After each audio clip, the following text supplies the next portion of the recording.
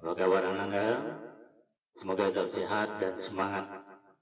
Bersama Bapak Nudi Sarif SSI dalam seri video pembelajaran pembahasan soal ujian MIT semester 1 Mapel IPA kelas 7 tahun pelajaran 2021-2022. Nah, diharapkan ikutilah pembahasan dari soal-soal ujian MIT ini dan diharapkan Ananda bisa membuat ringkasan dari pembahasan soal-soal ujian MIT yang akan Bapak paparkan. Dan ini nantinya sebagai bahan remedial, bahan tugas remedial bagi Ananda. Baiklah, kita mulai bahas soal-soal ujian MIT. Untuk soal nomor 1, jelaskan 7 tahapan metode ilmiah di dalam penyelidikan IPA. Anda sudah mempelajari tentunya bahwasanya ada 7 tahapan metode ilmiah yang dimulai dari menyusun rumusan masalah, kemudian menyusun kerangka teori, merumuskan hipotesis, melakukan eksperimen atau percobaan, kemudian mengolah dan menganalisis data yang diperoleh dari hasil melakukan eksperimen, kemudian menarik kesimpulan, dan seterusnya mengkomunikasikan hasil dari penelitian tersebut. Inilah 7 tahapan metode ilmiah di dalam penyelidikan IPA. Selanjutnya, soal nomor 2. Jelaskan 3 keterampilan proses yang dapat dimiliki ilmuwan dalam kegiatan penyelidikan IPA. Kita sudah mempelajari bahwasanya keterampilan proses yang dapat dimiliki ketika seseorang melakukan penyelidikan IPA itu terdiri atas keterampilan di dalam pengamatan atau observasi, kemudian keterampilan membuat inferensi, yaitu membuat penjelasan berdasarkan hasil dari percobaan yang dilakukan, dan keterampilan mengkomunikasikan hasil atau data yang diperoleh dari kegiatan penyelidikan. Jadi inilah 3 keterampilan proses yang dapat dimiliki ketika seseorang melakukan suatu kegiatan pendidikan IPA. Selanjutnya, soal nomor 3. Jelaskan 4 sikap ilmiah di dalam penyelidikan IPA. Kalau tadi keterampilan proses di dalam penyelidikan IPA, nah yang ini 4 sikap ilmiah yang dapat dimiliki oleh seseorang ketika melakukan penyelidikan IPA yang terdiri atas dapat membedakan antara fakta dan opini, berani dan santun dalam mengajukan pertanyaan dan argumentasi, mengembangkan keingintahuan, kepedulian terhadap lingkungan, dan berpendapat secara ilmiah dan kritis. Ini semua adalah sikap ilmiah yang dapat tumbuh di dalam diri seseorang peneliti di dalam penyelidikan IPA. Selanjutnya soal nomor 4. Jelaskan 4 manfaat mempelajari IPA. Dengan mempelajari ilmu pengetahuan alam, kita akan mendapati manfaat, antara lain mengetahui segala hal mengenai lingkungan hidup yang berhubungan dengan alam, kemudian menimbulkan rasa ingin tahu terhadap kondisi lingkungan alam, ikut menjaga, merawat, mengelola, dan melestarikan alam, dan memberikan wawasan akan konsep alam yang berguna dalam kehidupan sehari-hari. Nah, inilah 4 manfaat dalam mempelajari IPA. Selanjutnya, Ananda nomor 5. Soal nomor 5, jelaskan 2 jenis objek IPA dan tuliskan masing-masing 3 contohnya. Kita sudah mempelajari bahwasanya ada 2 objek IPA. Yang pertama adalah objek biotik yang disebut sebagai semua makhluk hidup yang ada di alam. Yang seperti contohnya manusia, hewan, tumbuhan, ataupun mikroorganisme atau makhluk hidup yang sangat kecil ukurannya yang ada di alam. Kemudian yang kedua, objek IPA yang disebut objek abiotik, yaitu semua benda-benda mati yang ada di alam. Contohnya adalah seperti air, tanah, udara. Itu contoh dari objek abiotik ataupun benda-benda mati. Begitupun juga dengan semua gejala-gejala yang ada di alam, seperti gunung meletus, bencana alam, dan semua keteraturan yang ada di alam ini juga termasuk sebagai objek IPA. 2 jenis objek IPA di dalam soal ini bisa untuk objek biotik dan objek abiotik. Silakan Anda pahami. Selanjutnya soal nomor 6. Panjang meja makan 2 meter. Berdasarkan pernyataan tersebut, tentukanlah A. besaran, B. satuan, C. nilai pengukuran. Jadi kita sudah mempelajari bahwa yang dimaksud dengan besaran itu adalah semua yang dapat diukur dan dinyatakan dengan angka. Jadi dari kenyataan panjang meja makan 2 meter, di dalam pernyataan ini yang diukur adalah panjang. Nah, jadi panjang ini adalah besaran di dalam pernyataan ini. Jadi besaran adalah panjang. Kemudian satuan yang termasuk sebagai satuan di dalam pernyataan panjang meja makan 2 meter. Seperti yang kita ketahui, yang kita pelajari bahwa satuan ini merupakan pembanding dari besaran. Jadi jawabnya adalah meter. Jadi satuan dari soal ini, dari pernyataan ini adalah meter. Nah, adapun nilai pengukuran ini dipandang sebagai angka yang diperoleh dari kegiatan mengukur. Angka yang diperoleh dari kegiatan mengukur, di mana kita membandingkan besaran dengan satuan yang ada pada alat ukur.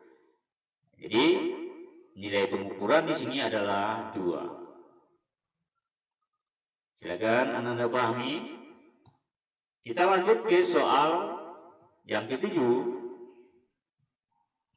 Tuliskan 7 besaran pokok beserta satuan internasionalnya.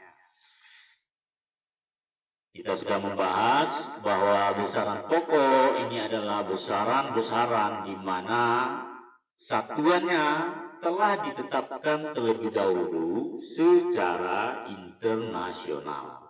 Ada 7 besaran pokok. Kalau kita kaji besaran pokok beserta satuan internasionalnya, yang pertama besaran panjang, satuan internasionalnya meter, massa kilogram, waktu sekon, kuat arus listrik ampere, suhu Kelvin, jumlah zat mol, dan intensitas cahaya dengan satuan internasional kandela.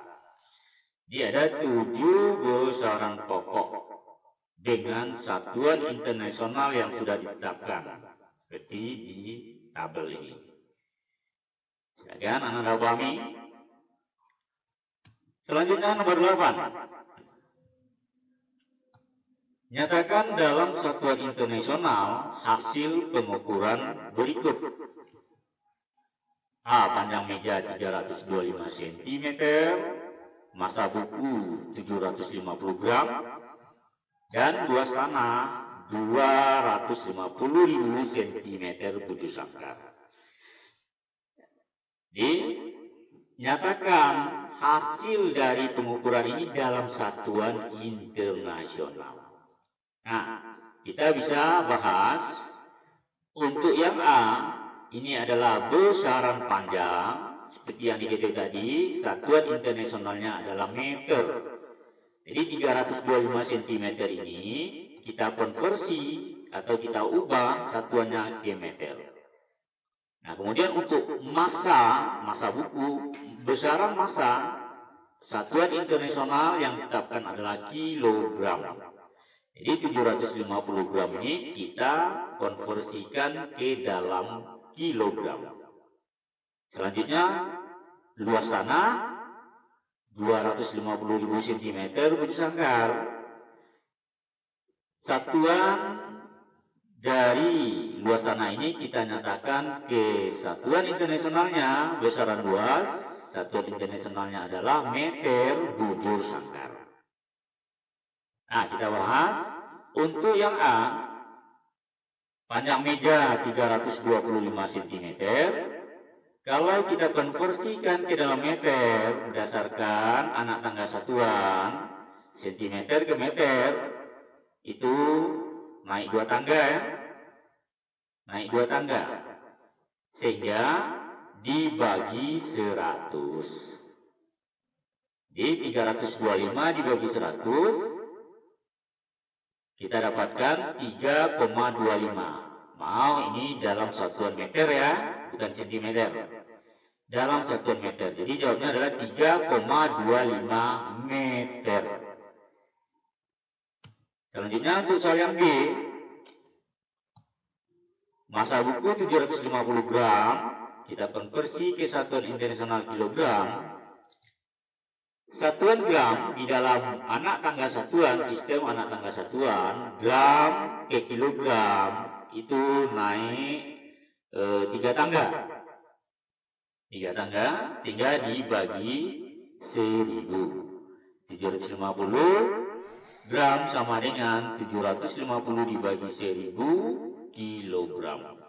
Hasilnya adalah 0,750 kilogram.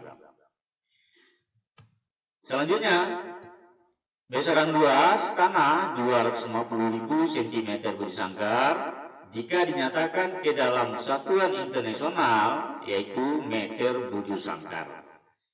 Nah, seperti yang kita ketahui, di dalam sistem anak tangga satuan, setiap satu satuan dibagi 10.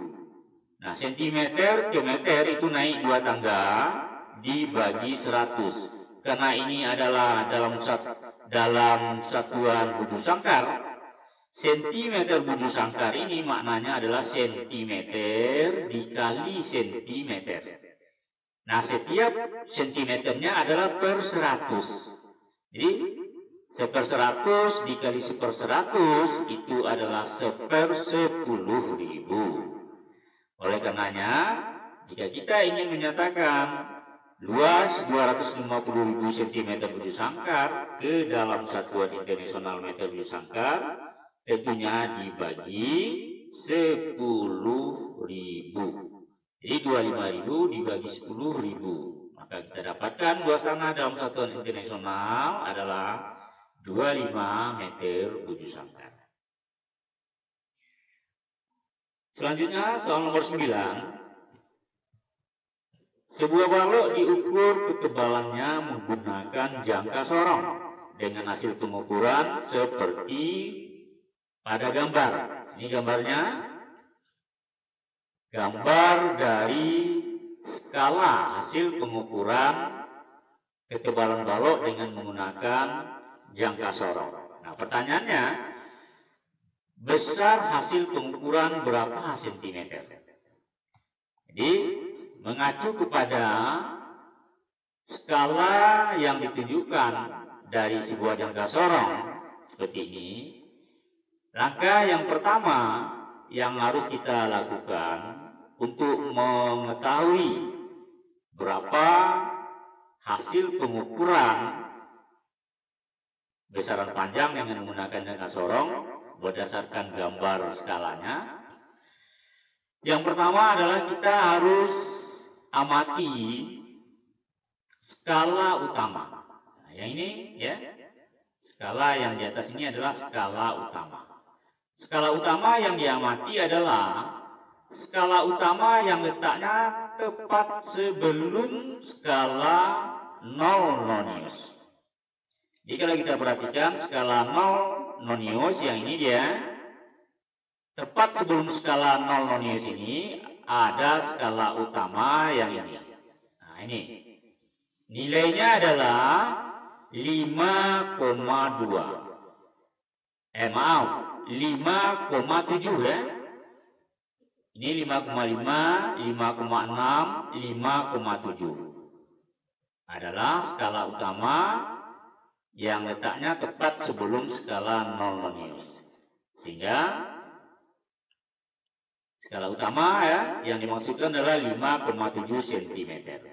Nah, kalau sudah kita dapatkan skala utama yang letaknya tepat sebelum 0 nonius yaitu di 5,7, selanjutnya adalah kita tentukan skala nonius, yaitu skala nonius yang berimpit dengan skala utama. Kalau kita perhatikan, skala tersebut jatuh di nilai yang ini, nilai skala yang ini. Dia berimpit dengan skala utama yang ini, tepat berimpit. Nah, skala nonius tersebut itu jatuh di nilai 5. Ya. 1, 2, 3, 4, 5. Ini adalah skala nonius yang berimpit tepat dengan skala utama. Jatuh di nilai skala 5.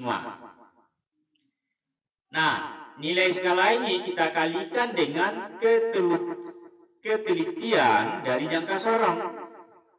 Jangka sorong mempunyai ketelitian pengukuran adalah 0,1 mm.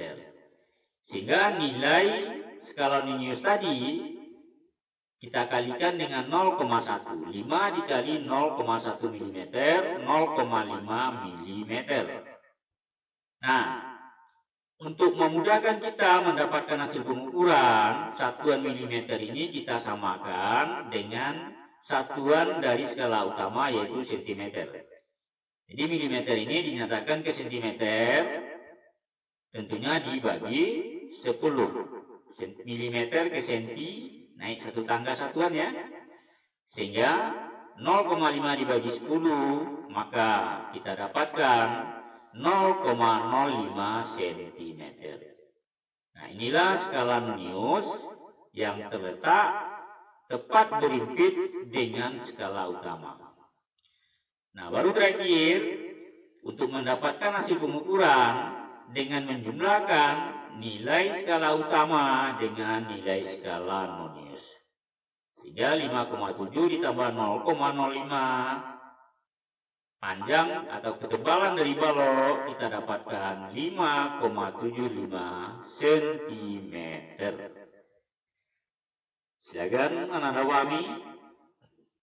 Nah, yang terakhir soal nomor 10. Hasil pengukuran benda menggunakan neraca Ohaus ditunjukkan oleh gambar berikut. Maaf, ini ada kekeliruan ya, Nanda ya. Hasil pengukuran benda di sini bukan menggunakan neraca Ohaus ini, tetapi mikrometer sekrup. Nah, dan ini adalah gambar skala hasil pengukuran benda dengan menggunakan mikrometer sekrup. Jadi sekali lagi ini adalah mikrometer sekrup. Digunakan untuk mengukur besaran panjang dari benda dan ditunjukkan dengan skala seperti ini. Pertanyaannya adalah berapa hasil pengukuran benda dengan menggunakan mikrometer sekrup tersebut? Nah, ini bisa kita selesaikan pada prinsipnya sama seperti penyelesaian mengukur hasil pengukuran dengan jangka sorong. Yang pertama adalah kita amati skala utama. Ini skala yang ditunjukkan oleh mikrometer siklop untuk mengukur besaran panjang dari benda memiliki skala utama yang ini, ya, dan skala nonius yang ini, yang tegak. Nah, langkah yang pertama kita amati skala utama. Skala utama yang letaknya tepat sebelum skala nonius. Tentunya skala utamanya adalah yang ini dia. Nah, ini. Ini nilainya adalah di, kita tengok, ini 0, 1, 2, 3, 4, 5, 6,5 mm. Ya, ini skala utama yang ditunjukkan oleh skala mikrometer siklop ini. Jatuh di nilai 6,5.